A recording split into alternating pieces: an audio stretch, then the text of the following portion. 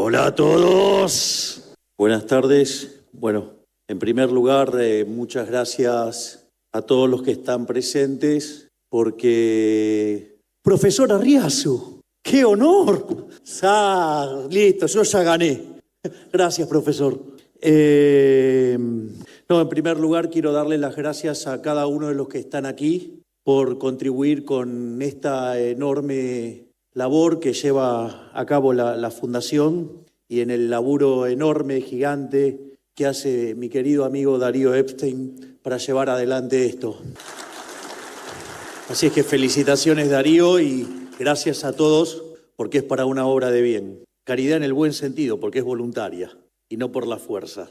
Bien, básicamente lo que voy a tratar de explicar es la herencia que recibimos, lo que hicimos, hacia dónde vamos y vamos a ir a pesar de la política, ¿sí? Y voy a dejar algunas ideas preliminares sobre la discusión de la convergencia, es decir, cómo Argentina puede convertirse en un país desarrollado.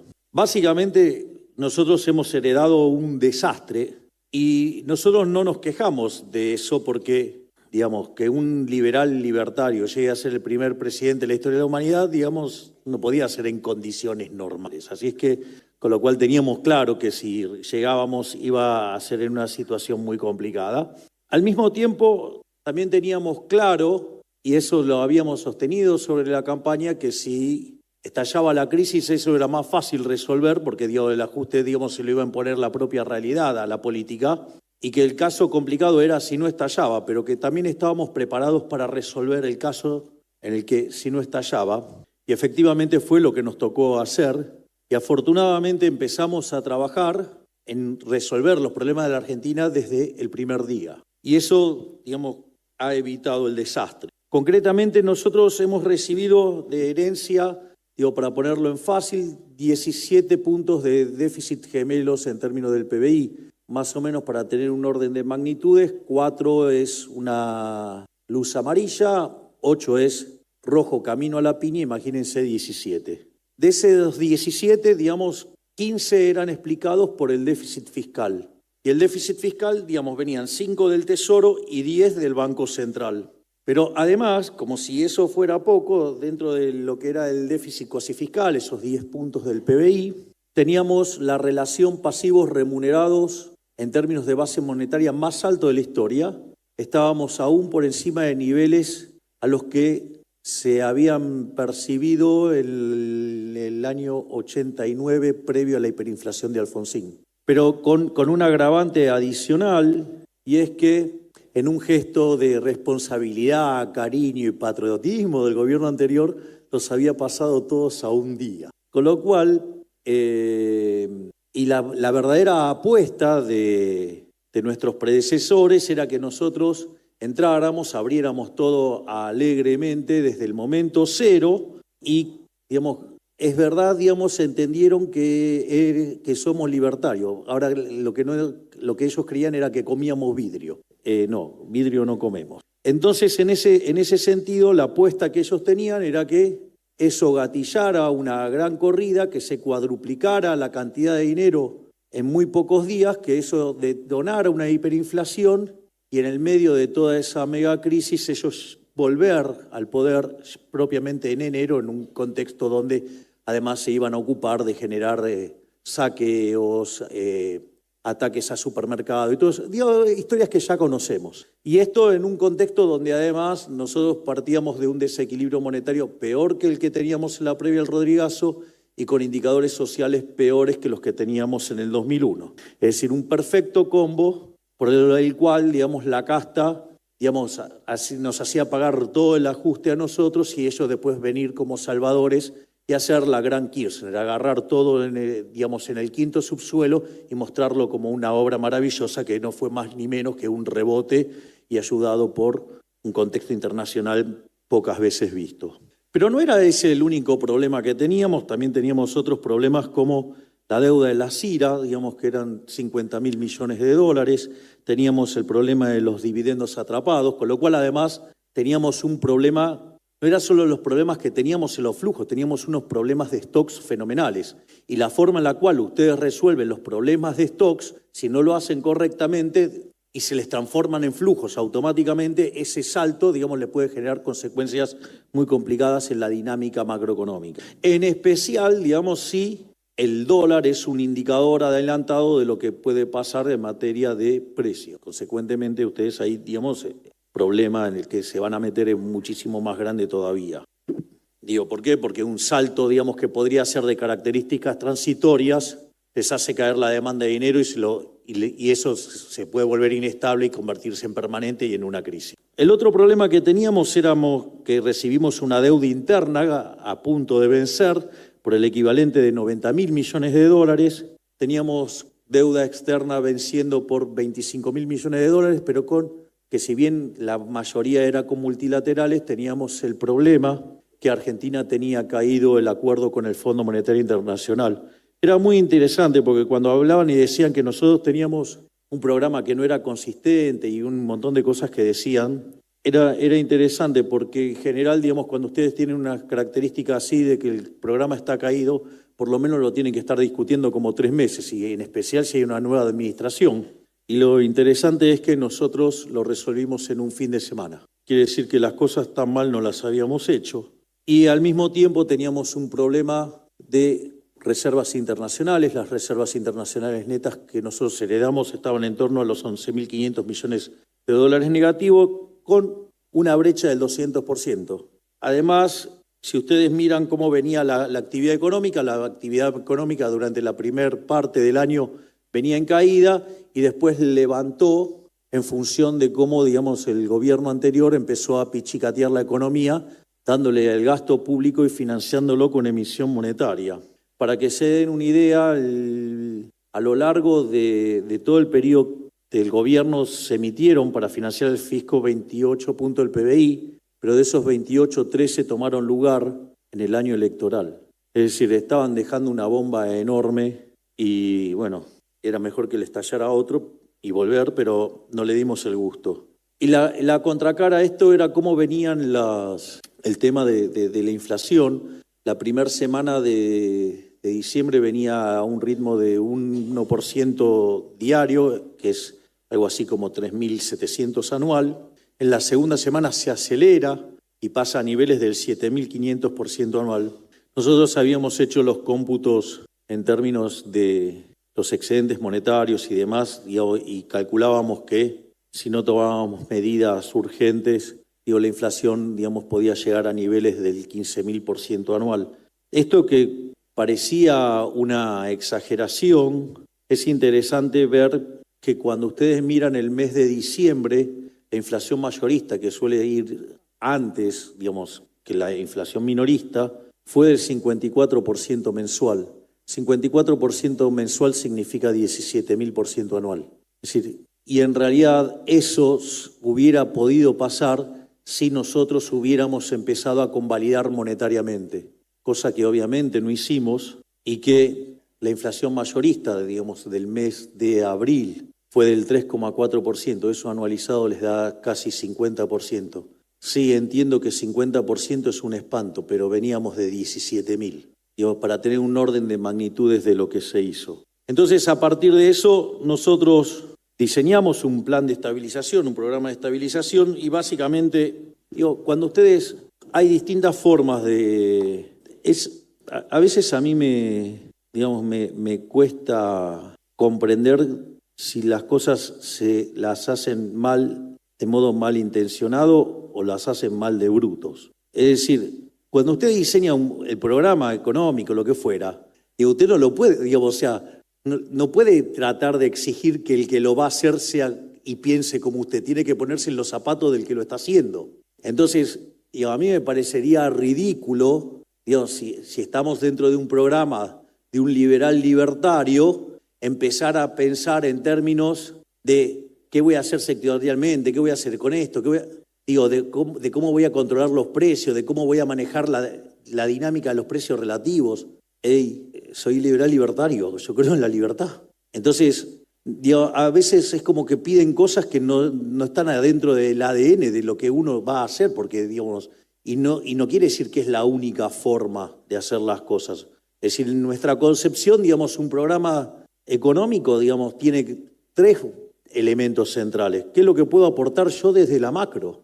Digo que es el ajuste fiscal, ¿sí? O sea, una política fiscal, una política monetaria que básicamente consta en sanear el balance del Banco Central y una política cambiaria de sincerar, digamos, el desastre que teníamos en el sector externo. Después, eso de estar mirando, toqueteando, maneseando los precios relativos y que hay que hacer un acuerdo, precio, salario, no está en mi concepción. Eso de andar eligiendo ganadores no está en mi concepción. Y no se les ocurra pedírmelo porque no lo van a tener. Soy liberal libertario.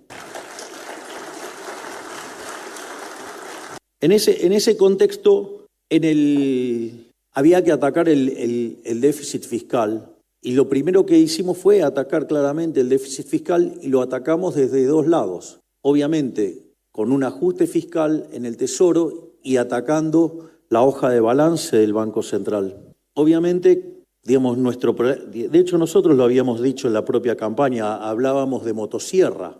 Y vaya que hubo motosierra. Ahora sucede que algunos que decían que no se podía ajustar más que un punto del PBI, entonces, claro, cuando arrancó la fase del ajuste y terminaron, siendo el equivalente a 7, entonces empezaron a cuestionar la calidad del ajuste. Primer punto, de 123 años tuvimos 113 déficits, o sea que tan fácil hacer el ajuste no era fácil, ¿sí? Primer punto. Segundo punto, ¿han visto lo que son los degenerados fiscales en acción anoche? Así que miren, lo que es esta pelea. Pero a diferencia de otros que con ajustes de medio punto del PBI terminaron volando por los aires, nosotros hicimos el ajuste de 7 y estamos acá parados y vamos a seguir dando la pelea. Y cada vez que los degenerados fiscales...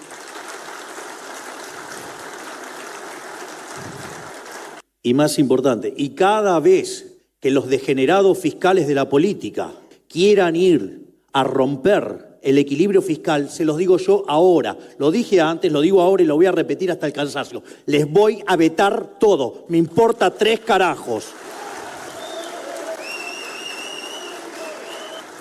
Entonces, cuando nosotros avanzábamos con este ajuste, los pifiadores seriales empezaban a cuestionar la calidad del ajuste y entonces decían, mucha licuadora y tijerita. Bueno, licuadora y tijerita. El 90% del ajuste es motosierra y solamente el 10% del ajuste, solo si se mira en el Tesoro, corresponde a la licuadora.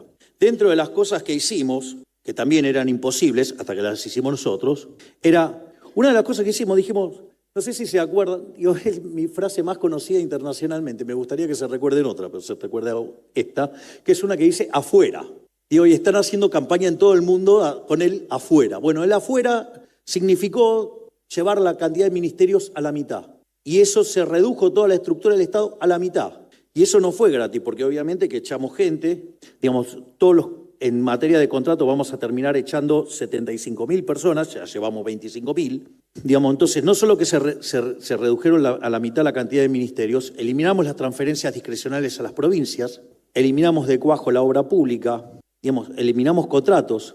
No solamente eso, sino que para darle, una de las cosas que nosotros sabíamos era que el programa iba a generar tensión social y que iba a generar, también una caída de la actividad.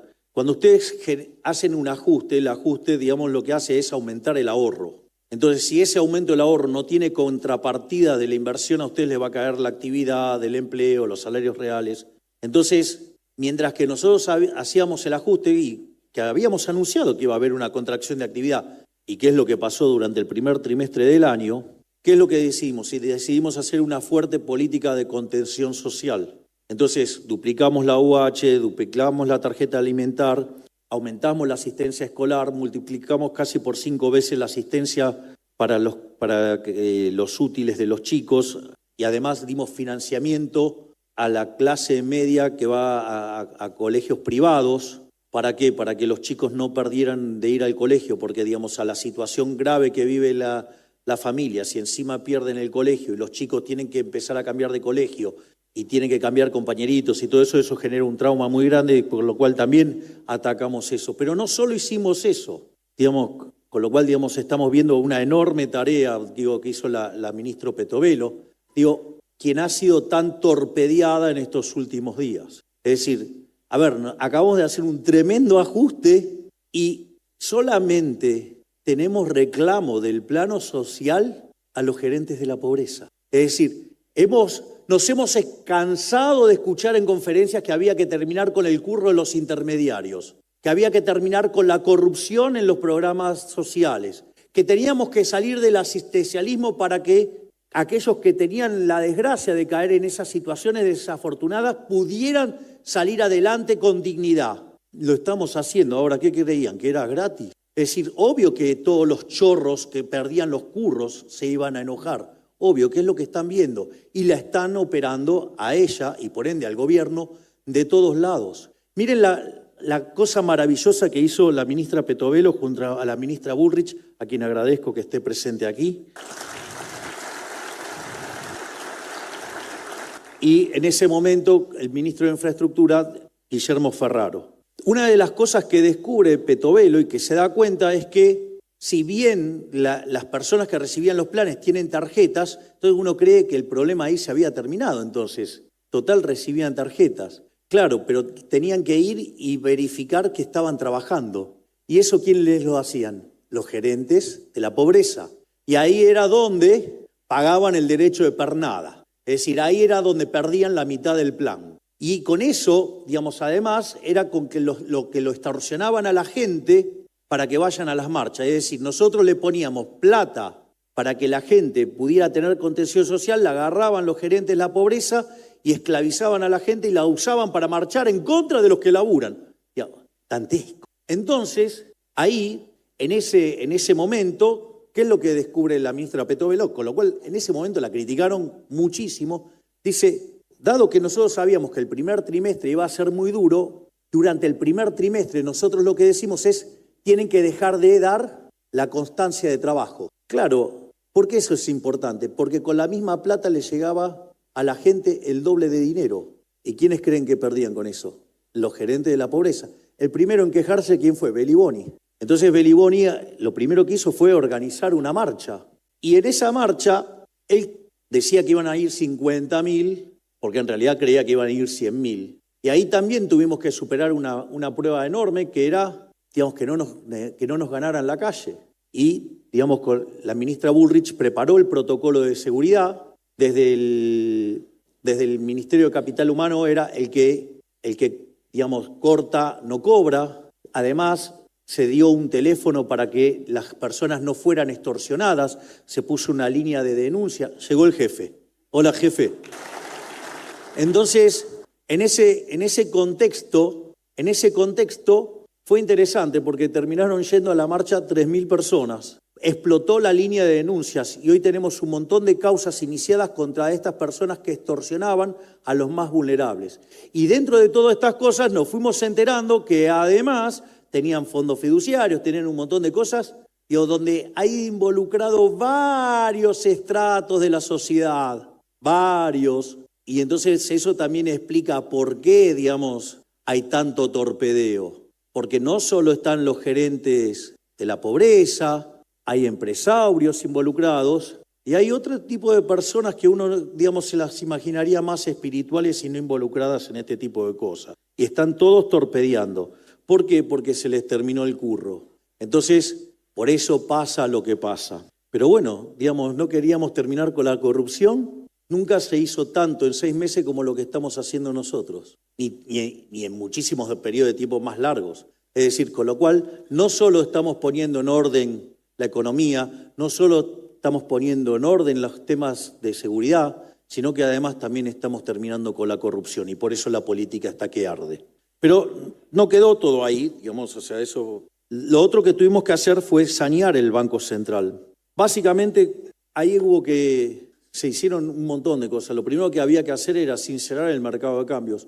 Yo me acuerdo que en ese momento nos decían que había que poner el tipo de cambio en 600. Digo, de vuelta, la opción liberar no estaba en los planes, porque digo, con los problemas de stocks que teníamos, digamos, era el camino a una hiper. Pero más allá de eso, entonces era, bueno, ¿cómo arreglamos esto? Entonces, el consenso, digamos, de muchos economistas era, no, pónganlo en 600. Cuando nosotros estábamos mirando, es más, esta decisión la tomamos en el lugar donde estuve viviendo como 3 meses, en el Hotel Libertador con el equipo de Toto, y era, dado que íbamos a poner el impuesto país, era que el tipo de cambio estuviera alineado, nuestra idea era que el tipo de cambio estuviera alineado con el de mercado. ¿Por qué? Porque de esa manera íbamos a bajar el exceso de demanda en el mercado de divisas, y al achicar el exceso de demanda en el mercado de divisas, íbamos a achicar el exceso de oferta en el mercado de bienes, en el mercado de trabajo, y por lo tanto el ajuste iba a ser menos doloroso. En ese contexto se hace una devaluación, un salto cambiario, y a partir de ahí se fija una política de devaluaciones, digamos, para que el tipo de cambio lleve un determinado sendero. En ese contexto también nos predijeron todas las calamidades y catástrofes habidas y por haber, que no se cumplió ninguna. Y es más, muchos de los que decían que el tipo de cambio tenía que estar en 600 y hacían un sendero de inflación mucho más alto que el observado, digamos, están en la línea de los que dicen que hay un problema cambiario, que ahora obviamente es una discusión distinta por todo el ruido que metió la política, pero entonces, y todos los que quieran ver, digamos, la discusión esa, digamos, o pueden escucharlo al doctor Arriazu, o pueden ver mi presentación en CICIP, digamos. Pero más allá de eso, en el medio compramos 17.500 millones de dólares y seguimos comprando dólares todos los días. No solo eso, y ahora también empezamos un proceso de saneamiento del Banco Central. Nosotros heredamos un déficit cuasi fiscal de 10 puntos del PBI. Hoy ya representa 1 punto del PBI. Y eso se logró por dos cuestiones. Una es porque lo que se buscó arbitrar fue la tasa en dólares y no la tasa en pesos. Entonces, en ese contexto, habiendo hecho un salto devaluatorio, si nosotros le seguíamos la corriente a lo que decían muchos economistas, que había que poner la tasa de interés real positiva y ese argumento, hoy tendríamos un problema que tendríamos pasivos remunerados por 8 bases monetarias. Entonces estaríamos hablando del carry trade, de cuándo explota la hiper y todo ese tipo de cosas. Al poner la tasa de interés arbitrada con dólares, pero en términos de pesos reales negativa, eso lo que fue permitiendo fue ir licuando esa posición de los pasivos remunerados. Y como además avanzaba el ajuste fiscal, de hecho en enero ya tuvimos superávit financiero, es decir, no primario, es financiero. Y, digamos, la política de déficit cero continúa, y cuando termine, los números de mayo ya saben que vienen muy bien, y cuando termine el primer semestre, digamos, obvio que junio, por el tema de los pagos de aguinaldos y demás, es deficitario, pero cuando toman los 6 meses juntos, va a haber superávit. O sea, porque todo lo que adjuntamos hasta ahora, más que supera, digamos, lo que vamos a tener de déficit en junio, con lo cual vamos a tener un primer semestre con resultado primario y resultado financiero positivo. Algo que decían que era imposible. Imposible es nada. Y mientras que íbamos consolidando la posición fiscal, el secretario de Finanzas, digamos, Pablo Quirno, ¿qué es lo que fue haciendo? Fue armando una curva de pesos. Y mientras que construía la curva de pesos, empezó a quitar deuda que estaba, digamos, en el Banco Central y la empezó a pasar al Tesoro. Entonces, hoy la relación pasivos remunerados sobre base monetaria es 1,2 veces. Casi 1/3 del problema que heredamos. Esto no es menor porque, digamos, los pasivos remunerados, esos eran emisión monetaria futura, con lo cual eran un problema futuro en términos inflacionarios. Y esto no es un punto menor, porque hoy tenemos una base monetaria de 15 billones, y entonces significa que nosotros tenemos pasivos remunerados por 18 billones. Y ahora les voy a dar otra excelente noticia. De esos 18 billones, 12 billones están en manos del sector público, con lo cual solamente falta limpiar nada más que 6 billones. O sea, estamos ahí de terminar con el problema de los pasivos remunerados. Y no solo eso, de esos 12 billones que tiene el sector público, 7 están en el Banco Nación. Y las tenencias del Ministerio de Economía en el Banco Nación son 3,5 billones. Entonces ustedes van a decir, bueno, ¿y lo que resta? Bueno, mire, una parte la tiene Banco Provincia, Es cierto, eso no está cercano a nuestro control. De hecho, está en manos de un enemigo político que además se encarga de llenar de pauta a medios para ensuciarnos y para tapar, digamos, las macanas que hace. Pero ¿qué es lo interesante? Como tiene tantos problemas fiscales, tiene al banco, digamos, totalmente saturado, con lo cual no tiene muchas posibilidades de hacer cosas porque necesita cumplir la posición de efectivo mínimo, con lo cual no puede hacer mucho. Por lo tanto, si ustedes se fijan, estamos terminando con el problema de los pasivos remunerados. No solo eso, sino que además, una vez que terminamos con esto, vamos a ir por el problema de los puts, lo cual lo tenemos encaminado. Donde los puts es un mamarracho que hizo el gobierno anterior con el aval del Fondo Monetario Internacional para financiar el déficit de una manera encubierta y que no le violara las metas. Y los bancos, en lugar de financiarlos al Tesoro, prefirieron ponerlo adentro del Banco Central. Y estamos trabajando para resolver ese problema. Cuando resolvamos ese problema, chau cepo. Por lo tanto, es cierto que la política mete la cola, que la política ensucia, que la política, claramente, gran parte de los políticos no quieren arreglar esto. Cuando ustedes miran lo que es bases más el DNU, hay básicamente una cuestión de devolverle libertad a los ciudadanos, hay una cuestión de hacer los mercados más pro competencia, no pro empresa, sino pro competencia, y hay un tercer elemento que es terminar con los curros. Bueno, yo creo que este tercer punto explica muy fuertemente esto.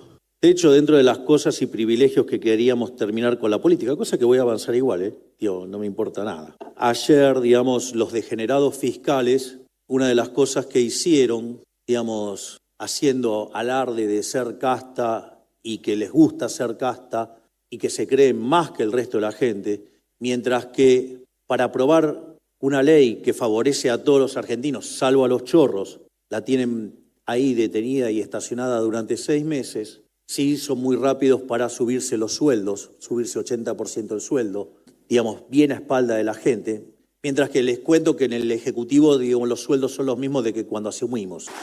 Pero no solo eso, sino que además, obviamente que están buscando romper el equilibrio fiscal, miren, Bukele cuando asumió, ¿saben qué? No tenía ningún diputado, nada, no tenía ningún legislador, nada. ¿Saben cómo gobernó? A puro veto. Todas las cosas que hacían los degenerados fiscales, se las vetaba todas. ¿Qué es lo que voy a hacer yo? Les voy a vetar todo. Pero entonces ayer un diputado se puso a defender las jubilaciones de privilegio. Algo, digamos, a lo cual yo dije que vamos a renunciar. Y además, como es un derecho adquirido, no es que voy a estar tocando a los que están atrás, sino que en realidad toca solamente desde mi persona hacia adelante.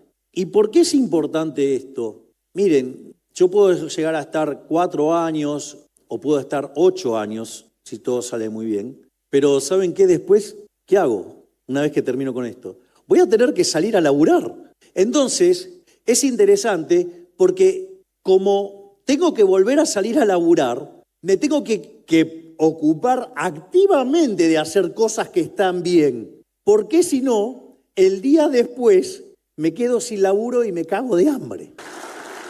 Porque imagínense, ¿qué conferencias voy a vender el día después si fui un desastre como presidente? Por lo tanto, eliminar la jubilación de privilegio es un incentivo muy importante para hacer las cosas bien. Entonces, no es un tema menor. Pero claro, después de 100 años de decadencia, se creen que hacer la cosa mal es normal y entonces no, que hagan cualquier cosa, total, tienen un seguro. ¿Qué seguro? Se le terminó el seguro a la casta. Si hacen mal, después de hacer las cosas desastrosamente mal, que se caguen de hambre por ser una mierda. Por otra parte, algunos dicen, no tiene programa a largo plazo. Y les hago una pregunta, ¿qué creen que era la ley Bases y el DNU? Miren, la reforma estructural más grande de la historia argentina la hizo Menem. Bueno, la ley Bases, tal como está hoy, es 5 veces más grande que la reforma estructural de Menem. Si eso no es un plan de largo plazo, ¿de qué me están hablando? Y además está el DNU. Cuando ustedes toman el DNU y la ley Bases, son 1000 reformas estructurales. ¿Cuántas van a quedar? ¿800? Ok, pasemos 800. ¿Saben qué? Después de esto voy por las 200 que quedaron pendientes de esto y además tengo 3.000 más. ¿Y por qué es esto? Miren, cuando ustedes miran los índices de libertad económica, aquellos países que son más libres crecen más que el doble de los reprimidos. El PBI per cápita es 12 veces más grande.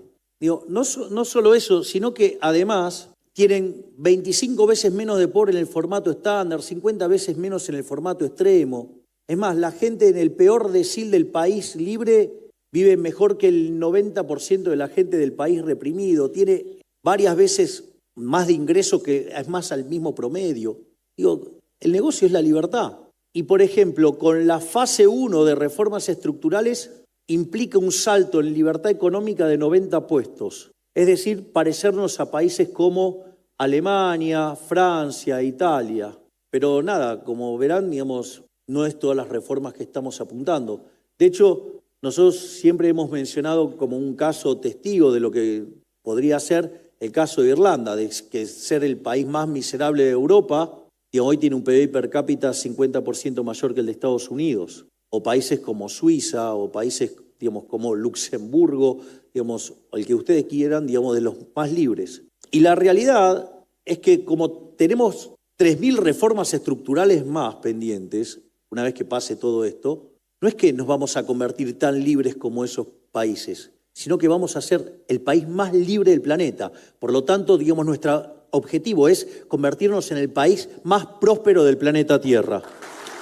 Pero parece que para la política argenta es un negocio fabricar pobres y ahora vimos que es lo que se dedican es a explotarlos y a hacer negocios. Hoy tenía una charla con un amigo mientras que desayunaba y el tema era la causalidad, ¿no? Es decir, mi hipótesis era que se genera la asistencia, digamos, por el motivo que fuera, porque abrazan ideas económicas equivocadas y a partir de ahí toman una causa noble, que es dar esa asistencia, y después la convierten en un montón de kioscos. Entonces, claro, cuando ustedes empiezan a tocar los kioscos, a ustedes lo acusan de ser inhumanos, insensibles y todas esas cosas, cuando en realidad lo que está haciendo es terminar con los kioscos. Entonces uno tendría que preguntar si están a favor de que esos delincuentes roben quitándole el pan de la boca a la gente. Pero, digamos, siempre mueven el arco y, digamos, y obviamente que la pauta juega un rol fundamental,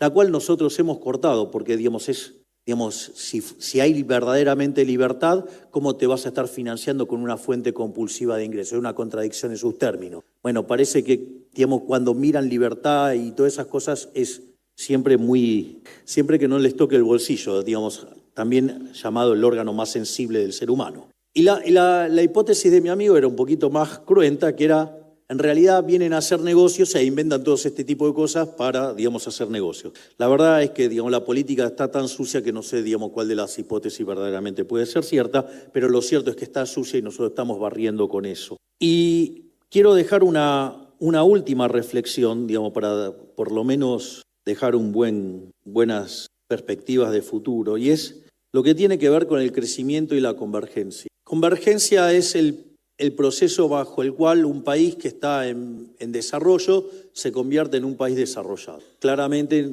nosotros tendríamos que estar buscando la forma de hacer eso, es decir, cómo generar un proceso de crecimiento sostenido para alcanzar uno de estos países a los cuales admiramos. Y hay algunas cosas que a mí me parece que es importante tener en cuenta.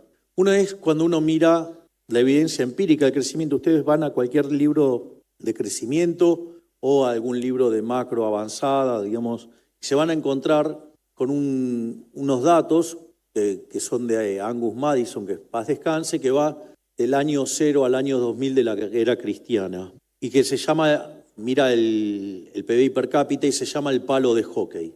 Cuando ustedes miran eso, básicamente lo que observan es que el PBI per cápita estuvo durante 1800 años prácticamente constante. En realidad solamente tuvo un salto del 40% en el siglo XVI, con lo cual si ustedes tomaran la tasa de crecimiento del PBI per cápita en ese proceso era del 0,02%. Es decir, se necesitaban aproximadamente 3.500 años para duplicar el PBI per cápita. Sin embargo, después de la revolución industrial, los 2 siglos siguientes fueron verdaderamente impresionantes y se generó digamos, una situación donde por poco digamos, aproximadamente casi se multiplica por 10 el PBI per cápita, con una aceleración creciente, ¿no? O sea, donde en el siglo XIX la tasa de crecimiento del PBI per cápita fue 0,66, en la primera parte del siglo XX fue 1,2% y en la segunda parte fue 2,1%. Y es más, si ustedes corrigen por subestimación de cuentas nacionales, puede ser que haya sido todavía un punto más alto el crecimiento de la segunda mitad del siglo XX. Es decir, lo que se ve es una aceleración del crecimiento y si ustedes además contemplan la población, dada la población que había en torno al año 1800 y la que había a fines del siglo XX, digamos, para mantener el análisis de esa serie, más o menos la población se multiplicó por 8 o por 7 si ustedes quieren, no por 8, pero... Entonces, cuando ustedes miran eso tiene una contracara en economía que se llama rendimientos crecientes. Y ahí hay todo un tema porque los rendimientos crecientes, la contracara de eso es, si lo quieren técnicamente se llaman no convexidades, si lo quieren en lenguaje más amigable se llama estructuras concentradas, el caso más polar es el de los monopolios. Y esto no es un tema menor, porque según la teoría económica convencional, los monopolios son malos y hay que regularlos. Y eso, digamos, es bastante conflictivo porque ¿cómo puede ser que para la micro eso sea malo y en el medio la población extrema de 90%, de 95% de la población vivía menos con $1 diario y ese número, cuando en la serie que estamos mirando, había bajado a menos del 15%. Entonces, ¿cómo puede ser que algo que fue tan bueno para la humanidad, la microeconomía lo trata como algo malo? Bueno, eso tiene varios problemas. Digo, la microeconomía tiene problemas, no digamos la serie, digamos. Lo que pasa es que lo razonable es que si ustedes el modelo no mapea con la realidad, rompan el modelo y hagan otro. Los economistas, no sé, se nos metió algo raro en la cabeza, como no tengo olfato, no sé, pero digamos, tenemos esa locura de que cuando la realidad no mapea con el modelo lo llamamos fallo de mercado. Digo, para aquellos que toman decisiones en serio, saben que eso es un problema grave.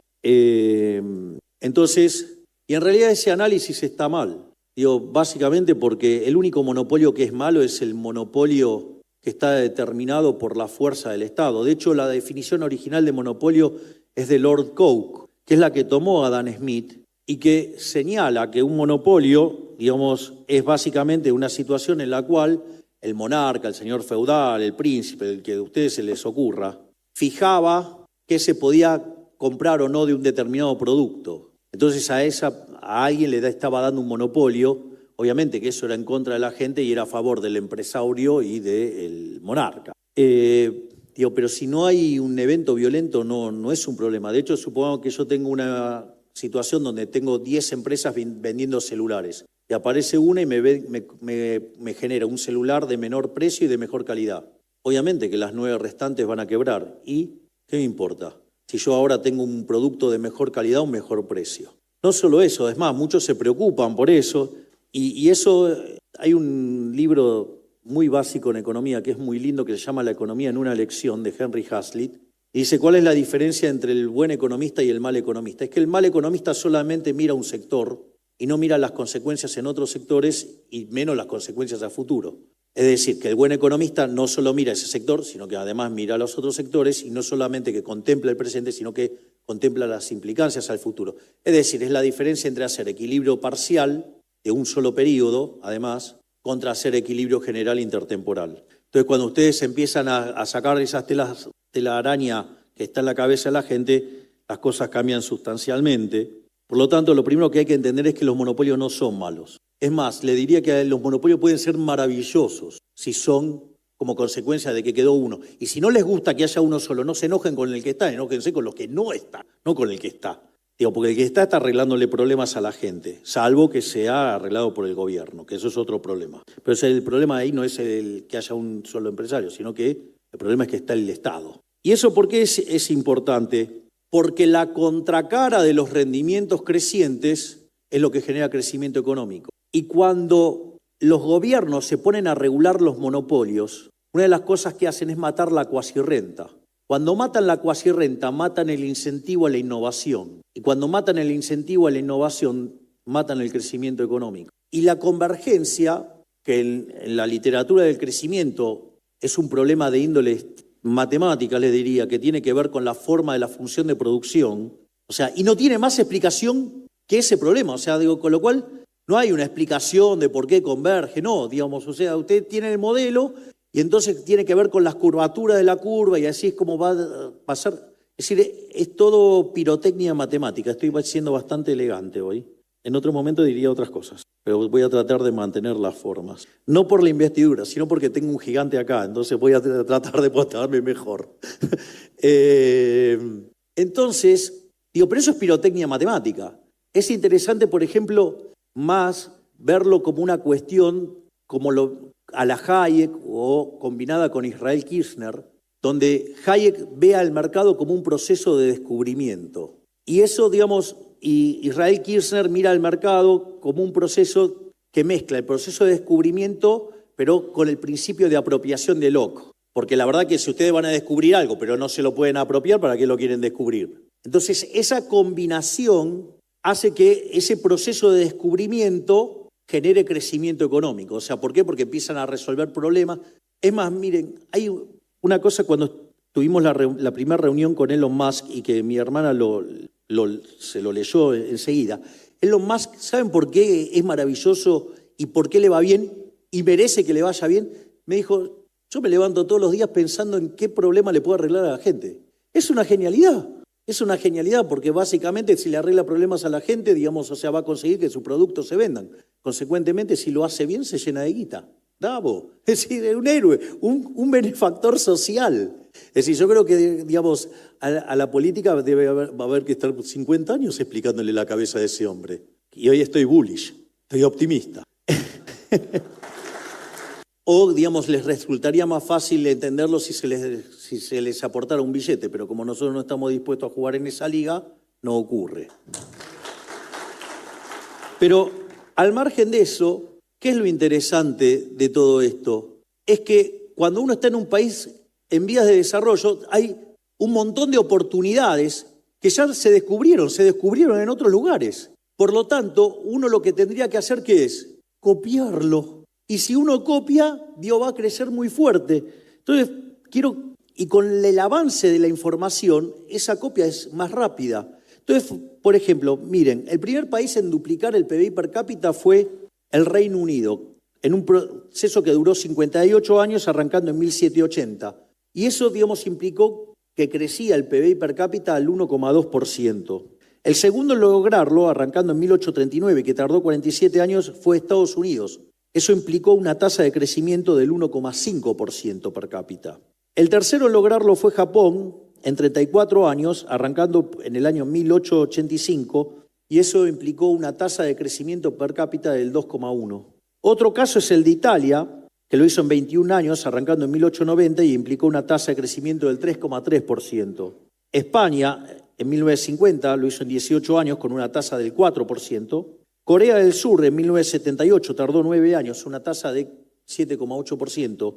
O China, que arrancó en 1987 y lo hizo en 7 años, con tasas de crecimiento del 10%. Es decir, fíjense que conforme avanzamos en el tiempo, los procesos de convergencia se dan más rápido, porque el proceso de descubrimiento vale en la frontera, pero en la transición lo que hay que hacer es tener buenas instituciones para que copiemos y se crezca. Y eso es ganando libertad económica. ¿Y por qué, digamos, a mí me interesa muy particularmente el caso de la inteligencia artificial? Porque la inteligencia artificial es como la nueva revolución industrial. ¿Y qué fue la revolución industrial en la historia? Por eso hablé del palo de hockey. Implicó un aumento dramático en la tasa de crecimiento. Entonces, ¿qué es lo que genera la inteligencia artificial? Genera una exacerbación de los rendimientos crecientes. Esa exacerbación de los rendimientos crecientes implica aceleración en la tasa de crecimiento. Y la forma de lograr esa aceleración del crecimiento es no matándolo con regulación económica. ¿Cuál es la zona que menos crece del planeta a pesar de que tiene un polo de inteligencia artificial? Europa. porque está repleto de regulaciones. Cuando ustedes se ponen a pensar como microeconomistas y quieren hacer que el monopolio se parezca a una empresa competitiva, le están reventando las cuasirrentas, están reventando los beneficios extraordinarios, están reventando los incentivos a la innovación, están matando el crecimiento económico. ¿Cuál es el problema en el otro polo, que es Estados Unidos? Bueno, porque se está corriendo también y están temerosos y le tienen miedo a las cuestiones de la inteligencia artificial. Es decir, digamos, cada tanto, digamos, siempre reaparecen los luditas, es decir, los que le tienen el odio a la máquina. Y en realidad, el otro polo, ¿cuál es? China, pero no sabemos qué hace. Entonces, nosotros estamos ofreciendo que Argentina sea este cuarto polo de inteligencia artificial en el mundo. ¿Y por qué? Porque tenemos grandes extensiones de tierra, clima frío, donde todo esto es muy importante, digamos, posibilidad de tener mucha energía barata, es muy importante ¿para qué? Para que los algoritmos inteligentes puedan aprender y eso genera mucho, digamos, mucho calor. Entonces, por eso es tan importante tener una zona fría, extensa de tierra y energía barata. Pero además, también tenemos que el capital humano. Y si nosotros entonces generamos las instituciones correctas, ya sea el DNU, ya sea bases, es decir, la fase 1 de las reformas estructurales, o todo lo que queda pendiente para hacernos el país más libre del planeta Tierra, va a implicar que vamos a tener las condiciones para que en un lapso como mucho de 40 años volvamos a ser la primer potencia mundial. Muchas gracias.